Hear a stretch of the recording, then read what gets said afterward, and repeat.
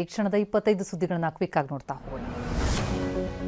ರಾಜ್ಯ ಸರ್ಕಾರದ ವಿರುದ್ಧ ಉದ್ಯಮಿ ಮೋಹನ್ ದಾಸ್ ಪೈ ಮತ್ತೊಮ್ಮೆ ಸಿಡಿಮಿಡಿಗೊಂಡಿದ್ದಾರೆ. ಕಳೆದ 3 ವರ್ಷಗಳಿಂದ ನಮಗೆ ಸಾರ್ವಜನಿಕ ಸಾರಿಗೆಯ ಕೊರತೆ ಇದೆ, ದಯವಿಟ್ಟು ಖಾಸಗಿ ಬಸ್ಗಳು ಕೂಡ ಸೇವೆ ಒದಗಿಸುವುದಕ್ಕೆ ಅನುಮತಿ ಕೊಡಿ ಎಂದಿದ್ದಾರೆ.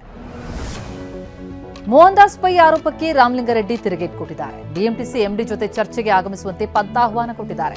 ನೀವು ಮುಂದೆ ಬರೋದಕ್ಕೆ ಸಿದ್ಧ ಇದ್ದೀರಾ ಅಥವಾ ಟ್ವೀಟ್ ಮಾಡ್ತಲೇ ಇರ್ತೀರಾ ಅಂತ ಸವಾಲ್ ಹಾಕಿದ್ದಾರೆ. ಕೊಪ್ಪಳದಲ್ಲಿ ಬೆಳ್ಳಂಬೆಳಗ್ಗೆ ಲೋಕಾಯುಕ್ತ ಅಧಿಕಾರಿಗಳು ದಾಳಿ ಮಾಡಿದ್ದಾರೆ. ಕಿಮ್ಸ್ ಆಡಳಿತಾಧಿಕಾರಿ ಕಲ್ಲೇಶ್ ನಿವಾಸ ಸೇರಿ 6 ಕಡೆ ದಾಳಿ ಮಾಡಿದ್ದು, ವಾಲ್ಮೀಕಿ ಹಗರಣದಲ್ಲಿ ಸಿಲುಕಿದ್ದ ಕಲ್ಲೇಶ್ ಅಮಾನತು ಕೂಡ ಆಗಿದ್ರು. ಬೆಂಗಳೂರಿನ ಕೆಪಿ ಅಗ್ರಹಾರ ಠಾಣೆ ಇನ್ಸ್ಪೆಕ್ಟರ್ ಲೋಕಾಯುಕ್ತ ಬಲೆಗೆ ಬಿದ್ದಿದ್ದಾರೆ. ಚೀಟಿ ವ್ಯವಹಾರದಲ್ಲಿ ವಂಚನೆ ಪ್ರಕರಣದಲ್ಲಿ ಲಂಚ ಸ್ವೀಕಾರ ಆರೋಪದಡಿ ಇನ್ಸ್ಪೆಕ್ಟರ್ ಗೋವಿಂದರಾಜು ಬಂಧನವಾಗಿದೆ. ಮೈಸೂರು ರಸ್ತೆಯ ಸಿಆರ್ ಮೈದಾನದ ಬಳಿ 4 ಲಕ್ಷ ಹಣ ಪಡೆಯುವಾಗ ರೆಡ್ ಹ್ಯಾಂಡ್ ಆಗಿ ಗೋವಿಂದರಾಜು ಸಿಕ್ಕಿಬಿದ್ದಿದ್ದಾರೆ. ಮೈಸೂರಿನಲ್ಲಿ ಕೊಲೆ ಪ್ರಕರಣದ ಆರೋಪಿಗೆ ಕೈಯಲ್ಲಿ ಚಾಕು ಹಿಡಿದು ಯುವಕ ಎಚ್ಚರಿಕೆ ಕೊಟ್ಟಿದ್ದಾನೆ. ಇನ್ಸ್ಟಾಗ್ರಾಂನಲ್ಲಿ ಯುವಕ ವಾರ್ನಿಂಗ್ ಮಾಡಿದ್ದಾನೆ. ತಲೆಮರೆಸಿಕೊಂಡಿರುವಂತಹ ಯುವಕನಿಗಾಗಿ ಉದಯಗಿರಿ ಠಾಣೆ ಪೊಲೀಸರು ಹುಡುಕಾಡ್ತಾ ಇದ್ದಾರೆ. ಮೈಸೂರು ಜಿಲ್ಲೆಯ ನಂಜನಗೂಡಿನಲ್ಲಿ ಬೆಂಕಿ ಅವಘಡ ಸಂಭವಿಸಿತು. ಶಂಕರಪುರ ಬಡಾವಣೆಯಲ್ಲಿದ್ದ ಗುಜರಿ ಅಂಗಡಿ ಬೆಂಕಿಗೆ ಆಹುತಿಯಾಗಿದೆ. ಆಕಸ್ಮಿಕವಾಗಿ ಬೆಂಕಿ ತಗುಲಿದ್ರಿಂದ ಲಕ್ಷಾಂತರ ರೂಪಾಯಿ ಮೌಲ್ಯದ ವಸ್ತುಗಳೆಲ್ಲ ಸುಟ್ಟು ಕರಕಲಾಗಿದೆ. ಕಳೆದ ರಾತ್ರಿ ಬಿಎಂಟಿಸಿ ಬಸ್ ನಿರ್ವಾಹಕರೊಂದು ಎಡವಟ್ಟು ಮಾಡಿದ್ದಾರೆ. ಬಸ್ನಲ್ಲಿದ್ದ ಮಹಿಳೆಯನ್ನ ನಡು ರಸ್ತೆಯಲ್ಲೇ ಇಳಿಸಿದ್ದಾರೆ. ರಾತ್ರಿ 10 ಗಂಟೆ ಸಮಯದಲ್ಲಿ ಯಶವಂತಪುರ ಟಿಟಿಎಂಸಿಗೆ ಟಿಕೆಟ್ ಪಡೆದಿದ್ದ ಮಹಿಳೆಯನ್ನ ನಿರ್ವಾಹಕ ಜಾಲಹಳ್ಳಿ ಕ್ರಾಸ್ ಬಳಿಗೆ ಇಳಿಸಿ ಹೋಗಿದ್ದಾರೆ. ಅತ್ಯಾಚಾರ ಆರೋಪದಲ್ಲಿ ಸಿಲುಕಿರುವ ಉತ್ತರ ಕನ್ನಡ ಜಿಲ್ಲೆಯ ಜೆಡಿಎಸ್ ಮುಖಂಡೆ ಚೈತ್ರಾ ಕೊಟ್ಟಾರ್ಕರ್ ಪುತ್ರ ಚಿರಾಗ್ ಕೊಟ್ಟಾರ್ಕರ್ ಅರೆಸ್ಟ್ ಆಗಿದ್ದಾನೆ. 20 ದಿನಗಳ ಬಳಿಕ ನಿನ್ನೆ ಚೆನ್ನೈನಲ್ಲಿ ಕಾರವಾರ ಪೊಲೀಸರ ಬಲೆಗೆ ಬಿದ್ದಿದ್ದಾನೆ. ಕಲಬುರಗಿ ನಗರದ ಜನತೆಗೆ ಇವತ್ತಿಗೂ ಕೂಡ ಶುದ್ಧ ಕುಡಿಯುವ ನೀರು ಅನ್ನೋದು ಮರೀಚಿಕೆ.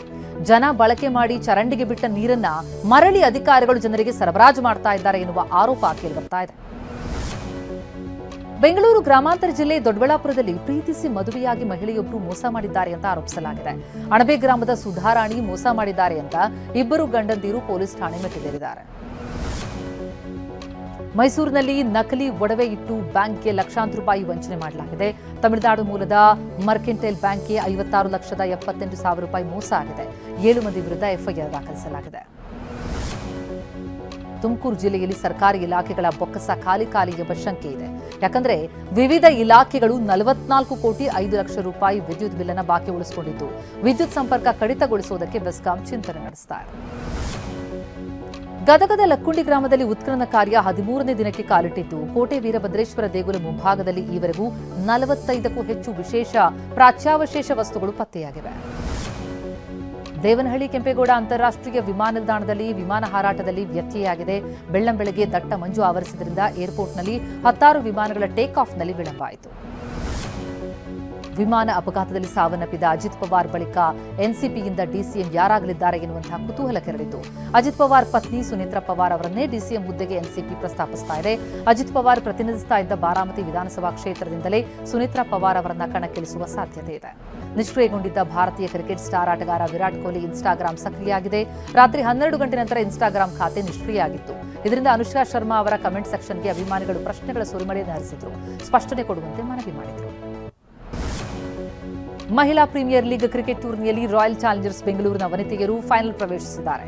ವಡೋದರಾದ ಕೌಟುಂಬಿ ಕ್ರೀಡಾಂಗಣದಲ್ಲಿ ಯುಪಿ ವಾರಿಯರ್ಸ್ ವಿರುದ್ಧ ನಡೆದ ಪಂದ್ಯ ಗೆದ್ದು ಫೈನಲ್ಗೆ ಲಗ್ಗೇಟಿದ್ದಾರೆ.